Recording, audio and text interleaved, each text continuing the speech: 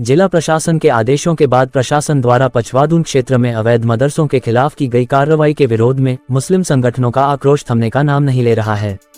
इसी क्रम में मुस्लिम सेवा संगठन के बैनर तले आज सैकड़ों मुस्लिम लोगों ने तहसील का घेराव कर प्रदर्शन किया और अपनी मांगों से संबंधित मुख्यमंत्री को संबोधित एक ज्ञापन तहसील प्रशासन को सौंपा।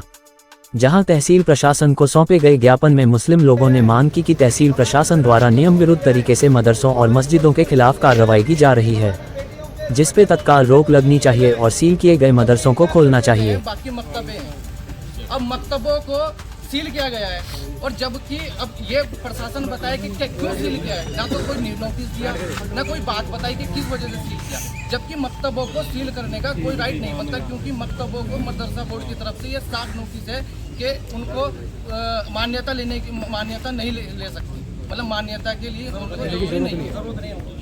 प्रदर्शनकारी मुस्लिम लोगों का कहना है कि पछवादून क्षेत्र में संचालित मदरसों के साथ मकतब भी संचालित किए जा रहे, उन पर भी यह कार्रवाई अमल में लाई जा रही है, जबकि दीनी तालीम देने वाले इन छोटे छोटे मकतबों को मदरसा बोर्ड के नियमानुसार मान्यता देने की आवश्यकता नहीं। प्रदर्शनकारियों ने चेतावनी दी कि अगर इस कार्रवाई पर रोक लगाकर उनकी मांगों पर गौर न किया गया तो वह उग्र आंदोलन से भी गुरेज नहीं करेंगे। रमजान का पाक महीना शुरू होते ही जो है उप जिलाधिकारी महोदय द्वारा जो है बिना नोटिस दिए मदरसों पर कार्यवाही करने का काम शुरू कर दिया गया, जिसके संबंध में मुस्लिम सेवा संगठन सिटी मजिस्ट्रेट महोदय से मिले। सिटी मजिस्ट्रेट महोदय द्वारा आश्वासन दिया गया कि भाई पूरे रमजान के महीने जो है कोई भी कार्यवाही मदरसों के ऊपर और मस्जिदों के ऊपर नहीं होगी। हम लोग आश्वासन लेके घर बैठ गए, लेकिन उप जिलाधिकारी महोदय कार्यवाही से नहीं रुके। हम सिटी मजिस्ट्रेट साहब से और माननीय जिलाधिकारी महोदय से पूछना चाहते हैं, यदि आपके आदेश के निकलने के बाद भी उप जिलाधिकारी महोदय ने आपका कहना नहीं माना तो भैया मानेंगे किसका?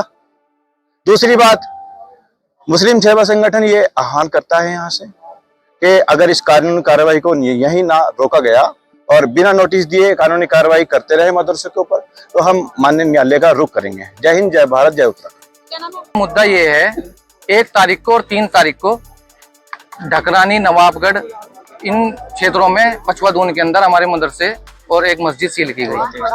हम प्रशासन से ये पूछने आए थे कि किस कारण से हमारे मदरसे और मस्जिद सील की गई, जबकि हमारे इस पछवादून में 34 मदरसे हैं, जिनमें से लगभग 10-11 ही मदरसे हैं जो हिंदी तालीम भी दे रहे हैं। बाकी के जो मदरसे हैं वो मकतबे हैं। मकतबों का मतलब होता है कि उन बच्चों का एडमिशन हिंदी तालीम के स्कूलों में होता है और वो सिर्फ वहां पे धार्मिक शिक्षा लेने जाते हैं। और क्या बोलते हैं कि मदरसा बोर्ड की तरफ से ये उसमें एक रूल है कि जो मकतबे होते हैं उनको मान्यता लेने की जरूरत नहीं है। तो जब ना बात मान्यता की है ना उनके किसी अवैध गतिविधि की है, तो किस कारण से सील किया गया? हमें ये जवाब प्रशासन से लेने आए थे और हमने ज्ञापन दिया है।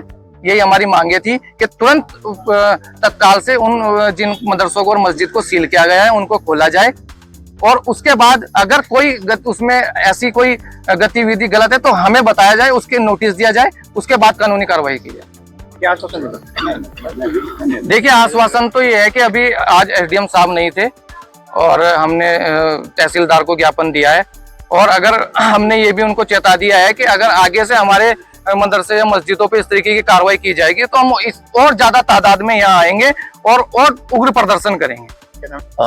जो शासन द्वारा जो अपंजीकृत रूप से मदरसे चल रहे हैं उनको सील किया जा रहा है, उस संबंध में आज कुछ लोगों द्वारा ज्ञापन सौंपा गया है।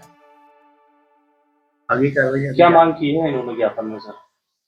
इनकी मांग यह है कि हमें पंजीकरण कराने के लिए थोड़ा समय दिया जाए और तब तक जो है प्रशासन द्वारा जो है कार्रवाई को ना किया जाए।